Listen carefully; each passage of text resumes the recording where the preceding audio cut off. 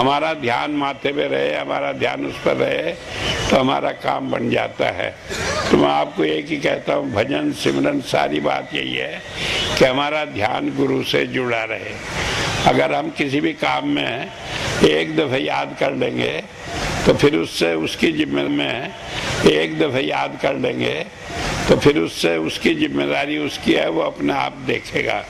अगर हम उसे याद नहीं करते तो उस बीच में जो कष्ट होता है, जो दिक्कत होती है, वो हमारी गलती है, उसमें हम उसे कुछ नहीं कह सकते।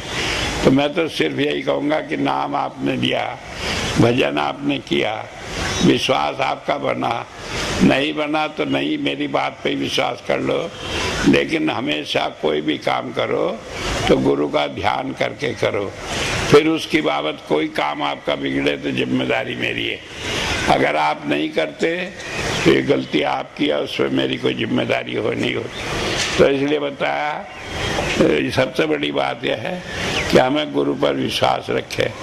कई आदमी कहेंगे कि इसका मतलब वो हम अपनी अकल से कुछ काम ही ना लें, बिल्कुल अंधविश्वास माने कि गुरु की बात करें।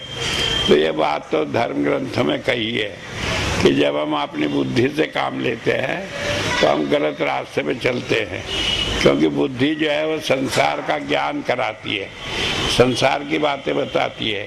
संसार से बाहर की, परलोक की बातें बुद्धि नहीं बता सकती।